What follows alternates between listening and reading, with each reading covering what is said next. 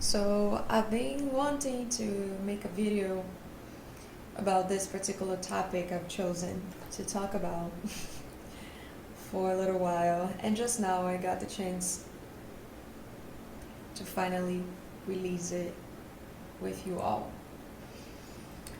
So we're gonna be talking about, I never really get so structured with my videos, and I love this YouTube channel. It's not meant to be really like structured and so professional, and I can just flow and talk about anything I like. But this time I'm gonna focus on this particular topic, which is empathy versus being an empath, and this word of feeling, and what do we do among all this feeling? How do we find ourselves, our true emotions? What is ours, what is not ours? Because this has been one of the biggest challenges for myself in this journey as a human. If you've come to realize that you are soul living a human experience and not a human living a soul experience, you may relate to a lot of what I have to share. But yeah, emotional intelligence is a big thing. When it comes to spirituality, we're all trying to find ourselves in this realm of what do I do with this particular emotion, with this feeling? Is this something I have to simply accept as mine, trauma? And for that, if it's a trauma I need to be responsible for and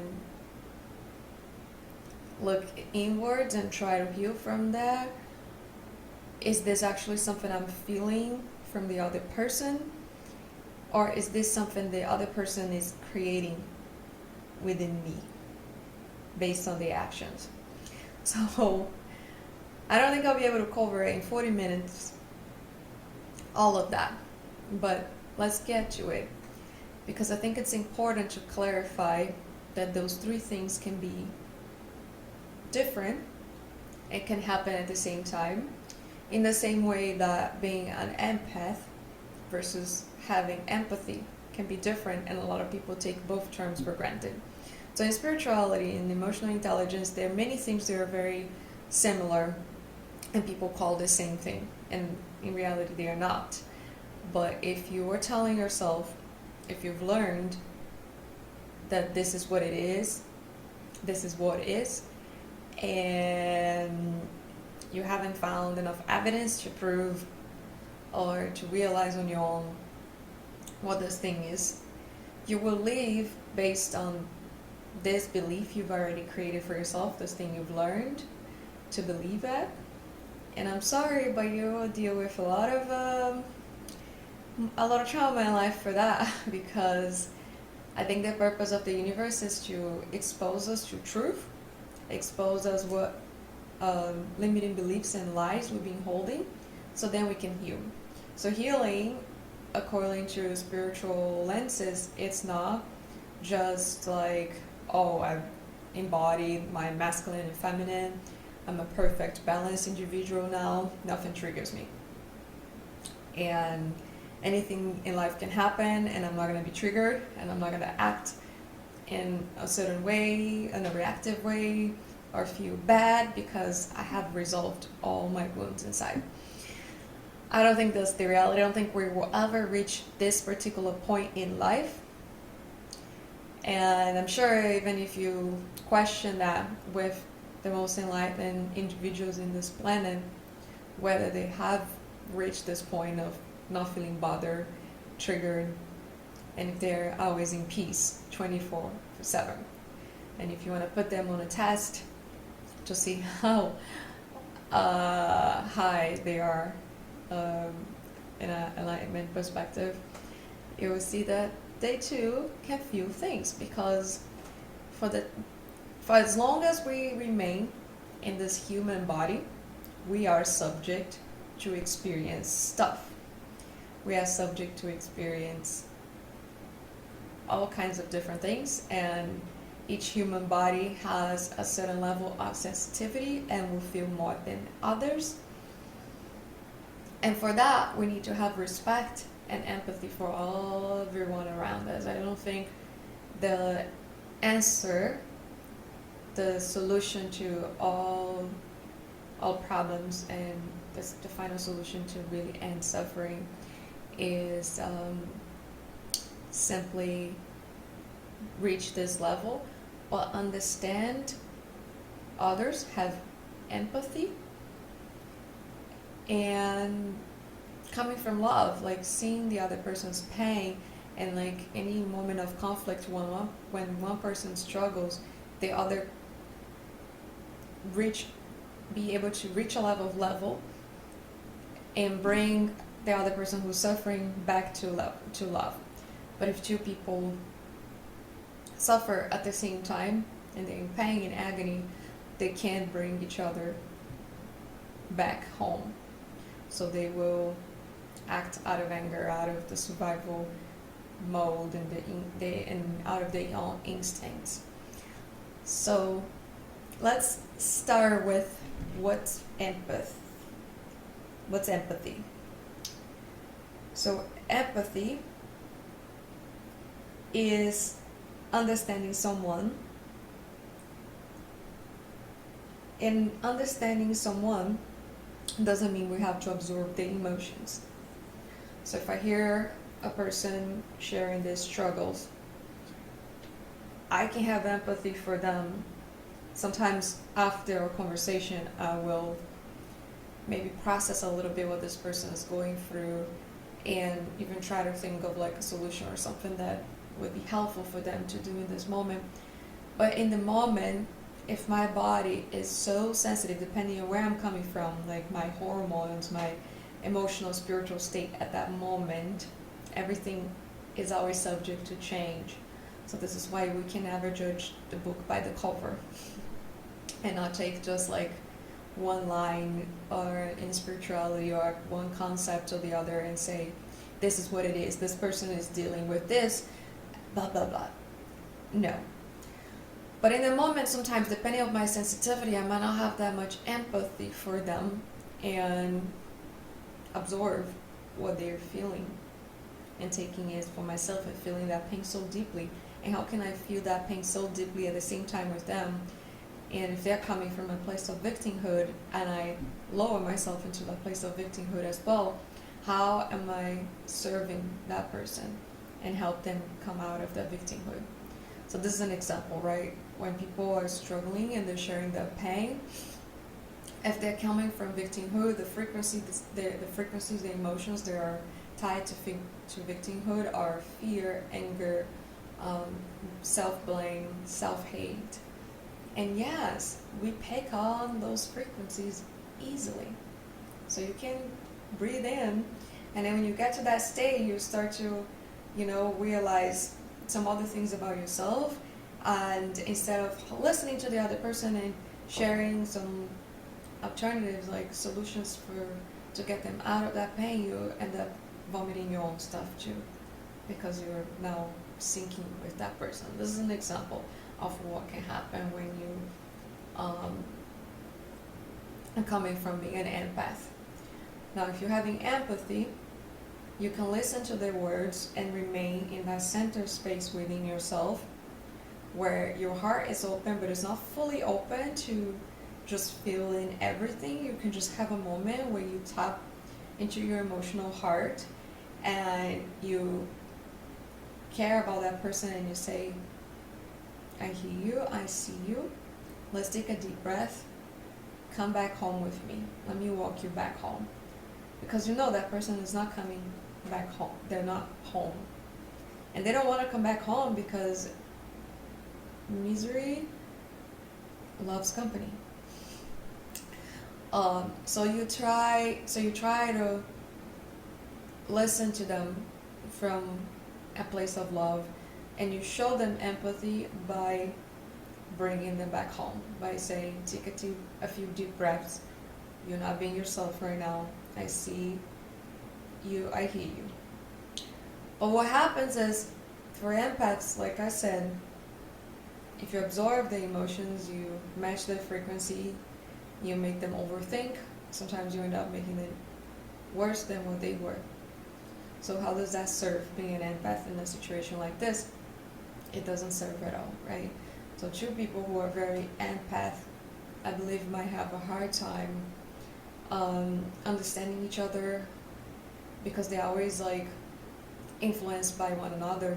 So if these two people are living from a higher place, where they're succeeding or they're getting the things they want, where nothing's triggering them, yes, it works well until one thing hits one of them, and then the game's completely changed. Because usually the reason why I attract these two people in first place is that they feel so deeply and they like to feel each other.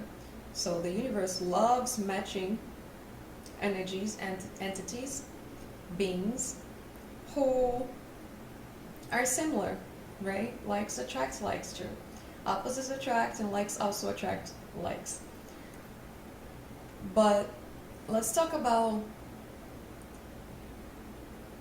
discerning now when you are triggered and it's an old pain, something that comes up, and you have that opportunity to heal it, versus somebody is influencing a possible trauma within you, right? Like, we haven't reached that highest level of enlightenment. So if someone tells you, fuck you, you're horrible, of course that's gonna hurt. Sometimes it doesn't hurt until you feel it. That's right. Sometimes you're so much in your head, and depending on the particular place where both of you are coming from, it just feels like, oh, we're just having a conversation. This person said that as a way to say, to express, you suck, I don't want you to do this. So it's ultimately what's behind the lines, right? The intention of where that person's coming from. Like if I say fuck you because someone is insulting me, of course that person who's insulting me is not going to feel affected by me saying fuck you.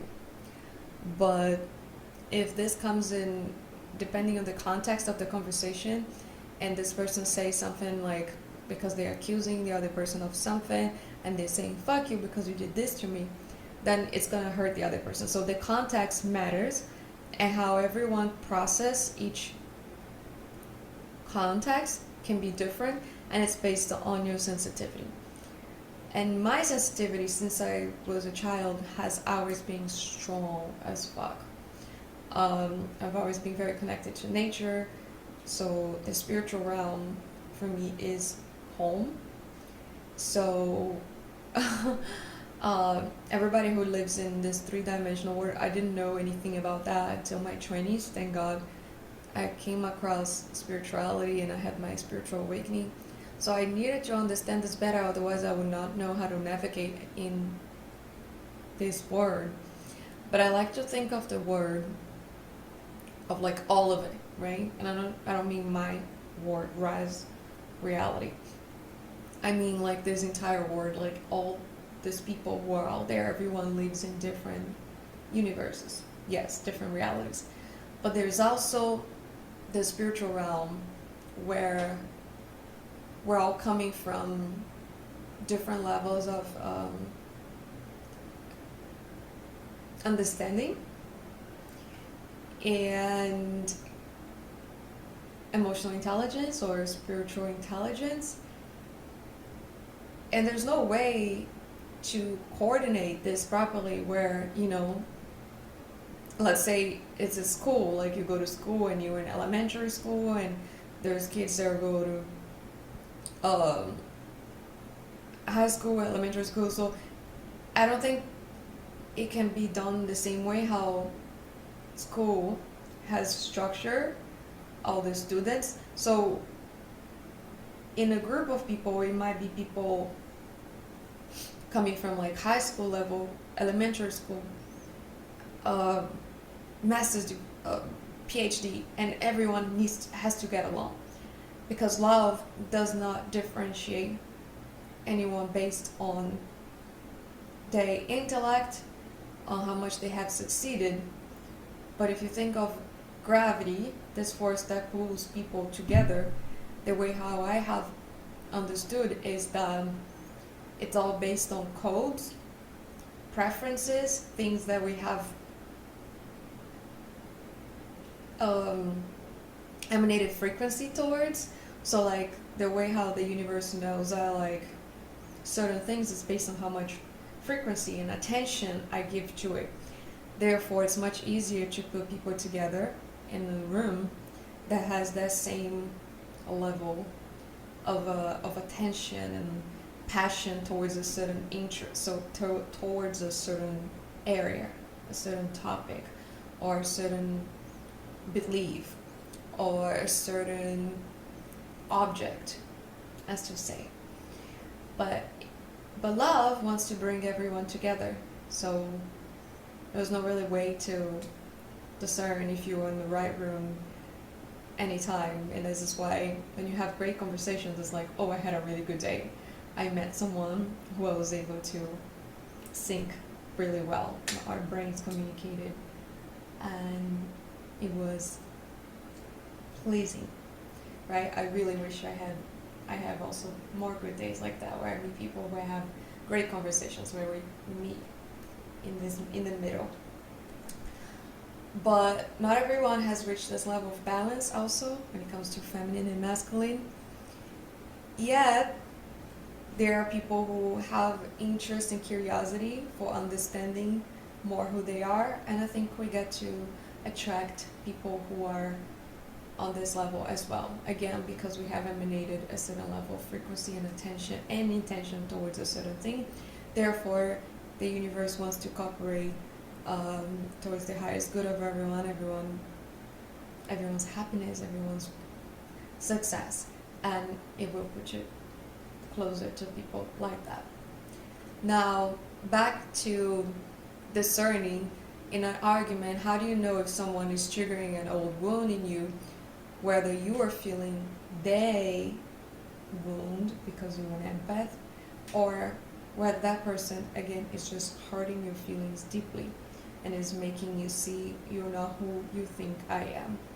I think the biggest hurt anyone experience in a relationship, in any relationship, of course, words can influence and affect so much, but it's more related to seeing truth. It's like seeing like, oh wow, you're not who I thought you were.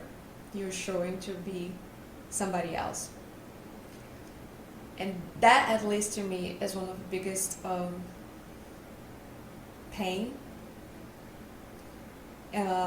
Because I do have expectations on people. I'm still working on lowering my expectations of people. I don't want to expect the worst from them, because now I'm not contributing to the harmony of our relationship, and I'm kind of setting the wrong intention to it, right? And if you agree and believe that the universe will respond to your intention, to your thoughts and emotions, then I'm setting a relationship for failure if I'm doing that. But I want to learn how to lower my expectations about people, meaning I don't expect this much from you. I'm open to whatever comes up, but I can see the brightest light in you. I can see the highest source of intelligence that governs all things, that is present in me and you. Therefore, I'm free that everything will work for the best, because we're both guided by the same higher power. But it doesn't work always like that, and I have proved myself wrong on that case. Whether that was me that was out of alignment and out of tune with that source, or the other person, or who was out of tune first influenced the other person. So a lot of things can happen in that case, and for that it's important to be not just aware of yourself at all times and be really conscious and be really connected to yourself, not simply surrender to the other person so you don't lose completely your mind, your heart, because it's so easy to happen that too when you are in a relationship with someone. If like you might blend with someone so quickly and it's just like, okay, now this thing is just running on its own. Where is the awareness, that the watcher, the one who is behind it all? Like the mind sometimes can get so absorbed by so much, and it feels like, again, you are all the way back. And because you have lived from that place where your true self were all the way on the background, and you finally got your way out of it, and you came to the foreground, and now you started to realize all of that was running your psychic is now just in the background. There's just voices in your head. There's just like aspects of you, old programs and things you're still working on. Now, any conflict, any challenge, it's easy to be solved because the awareness is there. If that makes sense. But like I said, when you are in an argument with someone, and if you really feel so much of how much they are affecting how you feel because you're coming from your egoic state that is just controlling whether you're feeling good or bad, whether this experience is aligned or not. Like if you were coming from the decision maker, the medium self, the mind, then of course, if it's coming from judgment, any particular trigger, anything you spot on, you're going to say, oh, this is a red flag. You probably heard that, right? That's a red flag. So this is one of the lines the mind will use. Oh, a red flag. But awareness, true love, is coming from understanding, appreciation.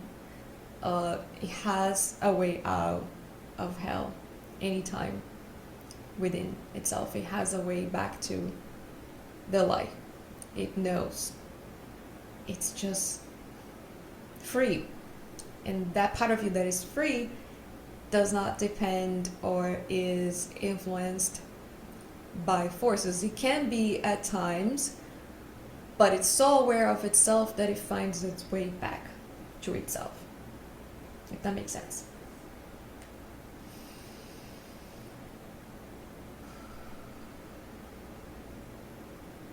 So back to what I was saying, as when you are in an argument with someone and the challenge there is like, okay, is this person really this that they're showing right now to me?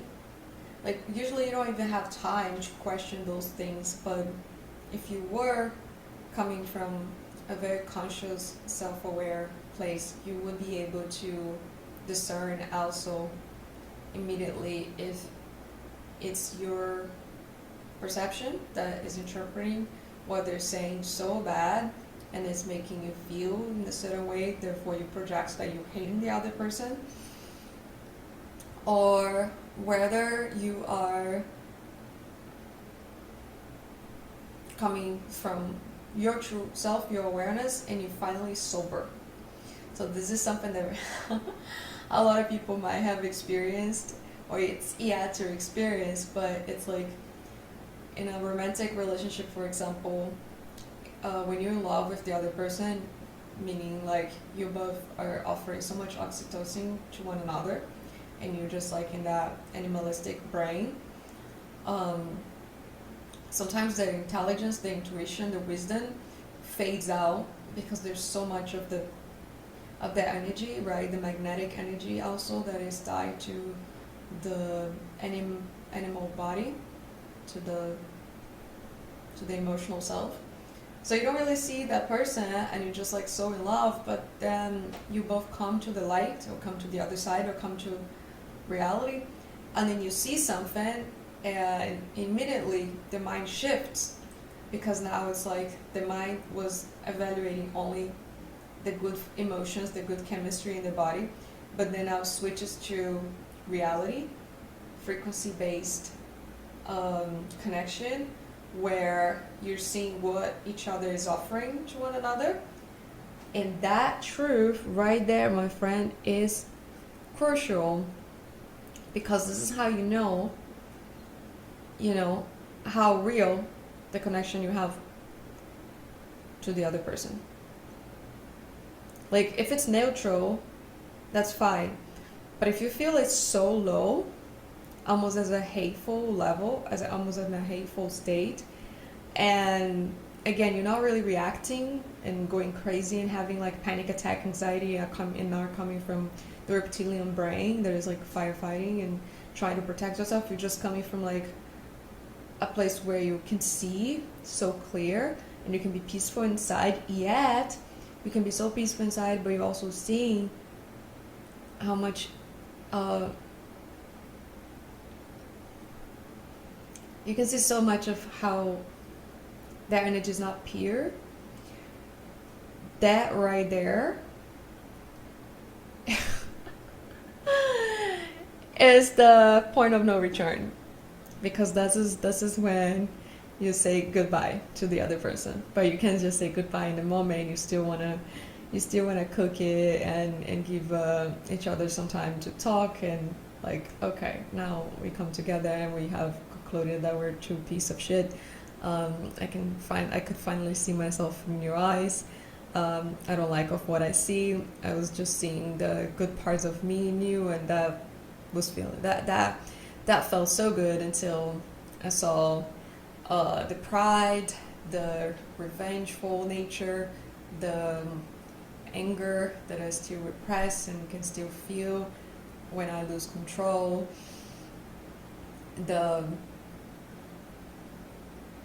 I don't know what else to say, but you know what we see sometimes in the other person. And you refuse to say that it's about you.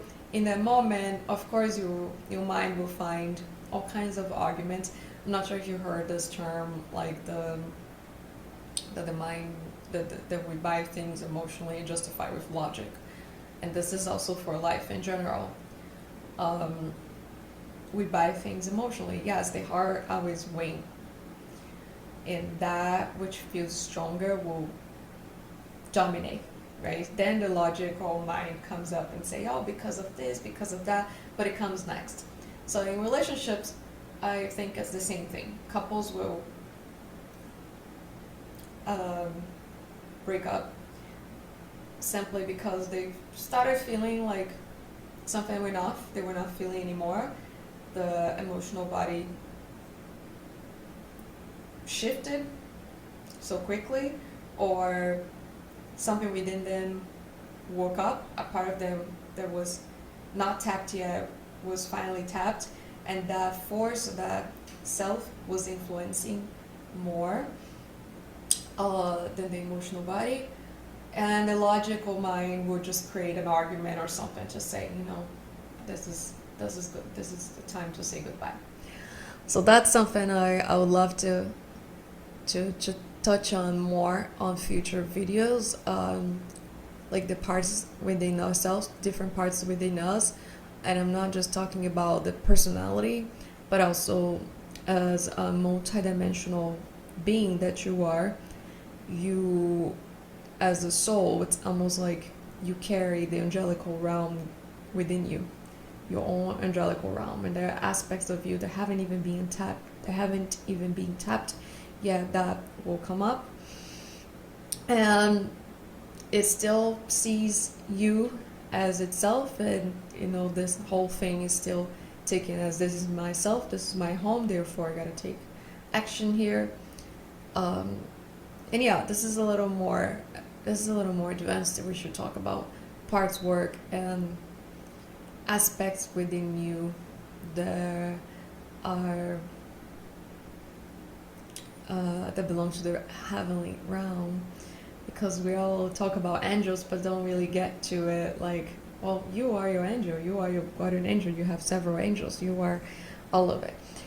I mean, you can agree, believe or not, whatever, but just back to empath, feeling with someone versus feeling for someone. That's really what comes up, right? You can feel with someone and say, I feel it, as long as you're able to come out of that space quickly, because you understand your space, your emotional space. You're not dependent on feeling somebody else's stuff in order to say, I feel something, because you finally found yourself, because you've been meditating, because you've been doing breath work, meditation, all those good things. And since I realized my biggest problem, I've never stopped doing yoga, meditation, all that stuff, because my friend, it's heavy. The word is so polluted. There's just so much out there. So I need to take time to, yeah. So then I can be free to come here and share with you all this wisdom. But understanding someone doesn't mean we have to absorb the emotions. That's period. If you can master that, you will be the best friend, the best partner, the best therapist, the best teacher, the best manager. A lot of the times someone will say, oh, I'm not having a good day, this happened, and that, and somebody else will just go straight in their head and like, oh my god, I'm sorry. Can you listen to them and just take some time to really feel what that feels like? And now you can come back to yourself and like, but I feel it, but it's not over yet. You still have the entire day.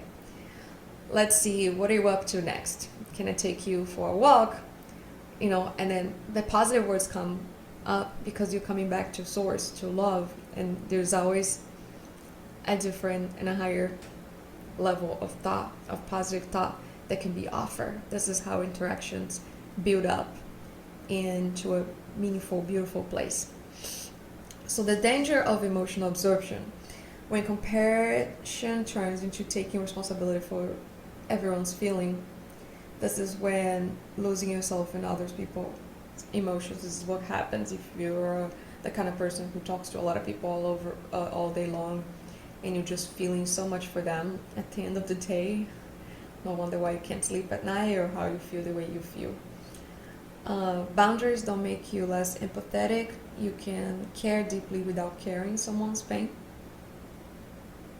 That's huge.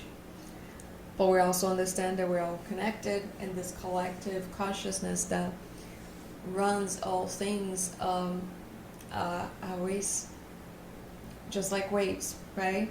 You are a drop of water in the ocean, and when one wave rise, all waves rise together. Is that what they say? Something like that. Like it's all influencing, like it all influences one another, right? One wave and the other wave. Yeah, you can still build your own space, and you can still feel when those waves are so shallow and it feels like nothing. You can still influence the movement of the water and bring everybody back up. That's the power of oneness. This is what I'm talking about, the power of prayer. One person rise, everyone rise together. Okay, that's a better example than the wave rise and all waves rise together. So something you also can do is ask yourself in moments where it feels heavy, challenging, like, where does the emotion actually belong? Is this mine, or am I reacting to what someone else is experiencing? So learning to observe, not absorb emotions without immediately identifying with them. Usually when you tune in and connect to your higher self immediately, when you have that intention to do so, you come back to truth. And again, the observer, the awareness, the true self that you are, usually already has the answer and acts from love. So it doesn't get blended into that confusion because it knows itself. And ultimately, empathy with self-awareness, the goal isn't to become less sensitive. It's learning how to stay connected to yourself while connecting to others. So this is why relationships get so challenging, because it's hard to stay just connected to yourself when you love somebody else. When you like the other person so deeply, you just lose yourself to the other person. It's just like, take my heart, do whatever you want. So who's leading who? We don't know. But true love comes from that space also, from two people, from two entities. They don't need each other to feel complete. They are complete on their own. When they come together, it's magnified, but they're not depending on that connection to feel whole. It's almost irrelevant. However, it's always noticeable. As long as the mind, again, doesn't take as like, I need this to feel always like this, right? But some relationships also, one person who feels really whole can feel less whole and more dependent, and the other person is almost like the other person is taking from that person. So this is something I shouldn't even talk about. We won't have enough time to go deeper into that. But yeah, depending on imbalances that can happen in a relationship, one person who feels already really whole starts to feel empty because this relationship is draining, and there's some sort of vampirizing going on there. Again, we won't talk about this, but the deeper question is, can I witness someone's experience without making it my own? Yes, we talked about it. The witness visits the place and then steps out. You put your hand in the pan, the hot water, ooh, I see it, and you come back home, right? That may be the difference between empathy and emotional entanglement. So I'm gonna close with that. Of course, my tips for you empaths, my friends, because I have gone through all of this, and it's being hell, and I still experience a lot of that, and people who don't understand me really well, don't understand where I come from, don't understand how I live from the heart. Therefore, my heart is there, and it can be influenced by people who are all the way in Brazil and sends a thought, a prayer, as much as someone who's in front of me having, a conversation with me. My advice to you guys is to continue to explore meditation, breath work, yoga, journaling, and taking lots of time to yourself. Not simply live every day as you've been living, because this is not how you're going to find yourself. Taking time to be alone in solitude, not just for a minute or 30. A lot of people are just like, oh, I go for a walk for 10 minutes and I feel good. They're just like, oh, let me go home like just for a few minutes and then now I can go back to that madness. No. It should be the other way around. You should leave from that place of home, and maybe sometimes you can take a walk, maybe visiting all this place and see how hellish it is, but remaining connected to your true self, to your true love, to your beingness, to your higher self, to your godly self. So I'm gonna close with that. Hopefully I can share more on tips for empaths, and we can explore the childhood wounds and some other deeper things that affect us, how we behave and how we relate to other people. So I'm gonna save that for the next video, but thank you so much for watching. Please subscribe, download my app sleepwired.pro if you want to better your sleep. So thank you so much. Namaste.